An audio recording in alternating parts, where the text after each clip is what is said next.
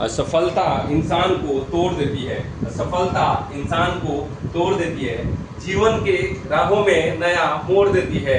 जो करते हैं जी जान से प्रयास पूरा, जो करते हैं जी जान से प्रयास पूरा, असफलताएं उनका पीछा छोड़ देती है। असफलताएं उनका पीछा छोड़ देती है। चलिए आइए दोस्तों, मैं पप्पू कुमार आपके अपने YouTube चैनल आरकेटी क्लासेस में स्वागत करता हूं। और पिछला सेशन में हमने क्लास 10th का फिजिक्स में लाइव चैप्टर हमने पढ़ा था। लाइव चैप्टर पे हमने प्लेन मिरर पढ़ा था। प्लेन मिरर के बाद में हमने स्फेरिकल मिरर भी स्टडी किया था। अब जो है स्फेरिकल मिरर में हमने 2 टाइप्स ऑफ मिरर पढ़ा था, कनकेव एंड कन्वेक्स। तो आज जो है जो टॉपिक लेके आया हूँ, ये कनकेव मिरर पे कैसे इमेज फॉर्म होगा, उसके कुछ रूल्स है, उसके कुछ नियम है, उनको आज लेके आया हूँ आपको। आज का क्लास जो है इसी पे रहेगा कि how to image form by a concave mirror. Clear? तो कनकेव मिरर का रूल्स क्या है, कैसे इमेज फॉर्म होता है, 4 रूल्स है। ये अगर हम जान लेंगे तो कोई भी इमेज फॉर्मेशन हम कर सकते हैं कनकेव मिरर से। और ओनली इमेज फॉर्मेशन नहीं होता है, कैलकुलेशंस भी है, आगे मिलेगा आप लोगों को। तो चलिए देखते हैं फर्स्ट रूल क्या है। ऐसे देखें तो यहाँ पे ऐसे इमेज बना के रख दिया, इसी क्या समझ में आया, कुछ नहीं।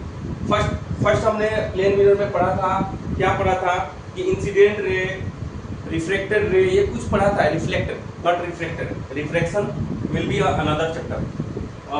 पढ़ा था क्या, reflected ray, incident ray, normal, बहुत कुछ सीखा था हमने। तो आज जो है उसी पे बेस्ड है।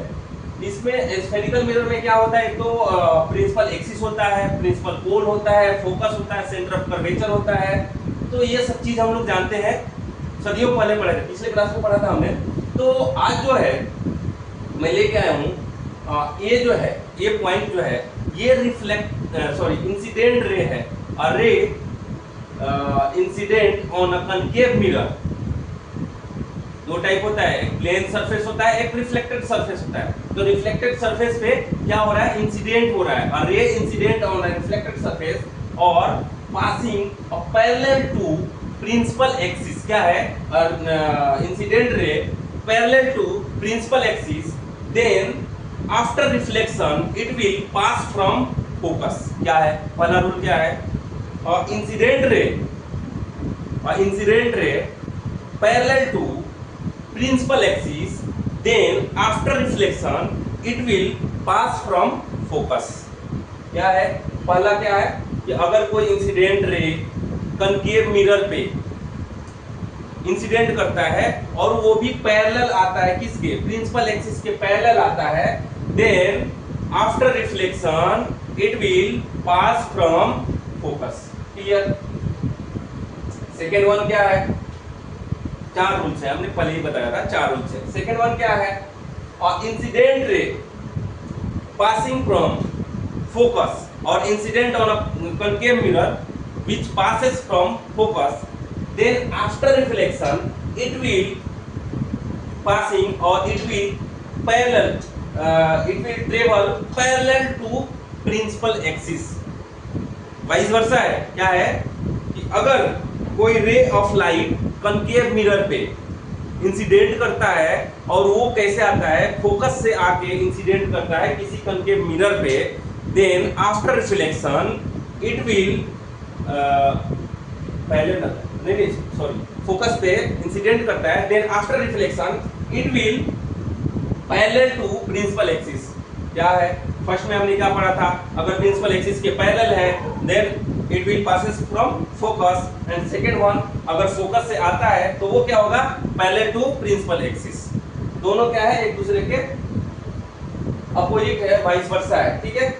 एंड थर्ड वन क्या है, अगर कोई ray of light centre of curvature से आता है, कोई इंसिडेंट रे कनकेव मिरर पे सेंटर ऑफ कर्वेचर से आता है, then it will pass from same path और सेंटर ऑफ कर्वेचर से पास हो जाएगा। क्या होगा, जहां से आया वहीं चला गया। कैसे, अगर कोई इंसिडेंट रे सेंटर ऑफ कर्वेचर से पास करता है, कनकेव मिरर पे फॉल करता है, देन क्या होगा, आफ्टर रिफ्लेक्शन ये क्या होगा, कनकेव मिरर से ही सेंटर ऑफ कर्वेचर से ही पास करते हैं। क्लियर? एक तीसरा रूल हो गया।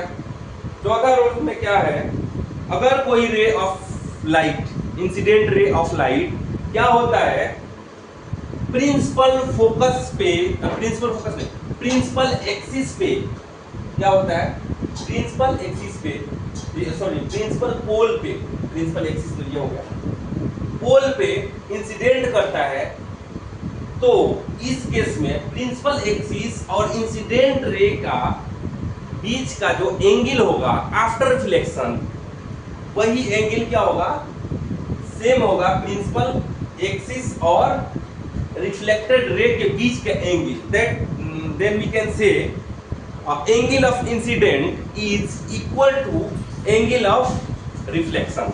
ये हमने प्लेन मिरर में पढ़ा था कि अगर कोई रे इंसिडेंट करता है, नॉर्मल और इंसिडेंट एंगल जो है, नॉर्मल और इंसिडेंट रे के बीच में जो एंगल बनता है उसको एंगल ऑफ इंसिडेंट बोलते हैं, और रिफ्लेक्शन और नॉर्मल के बीच के जो एंगल बनता है उसको एंगल ऑफ रिफ्लेक्शन बोलते हैं। और हमने पढ़ा था क्या, एक रूल था कि angle of incident is equal to angle of reflection.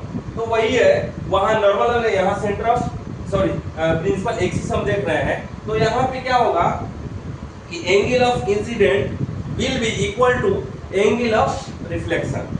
यही 4 रूल्स हैं, और इन्हीं 4 रूल्स पे हम क्या करेंगे, आगे जो है इमेज फॉर्मेशन करेंगे, आगे जो है इमेज बनाएंगे। तो वो जो इमेज होगा उसका हम देखेंगे उसका कैरेक्टर क्या है, नेचर क्या है, उसका हाइट क्या होगा, प्रिंसिपल एक्सिस से प्रिंसिपल फोकस से अगर पीछे है तो उसका इमेज कहाँ बनेगा, प्रिंसिपल फोकस और सेंटर ऑफ कर्वेचर के बीच में है तो उसका क्या, कहाँ पे इमेज बनेगा, और उसका साइज क्या होगा।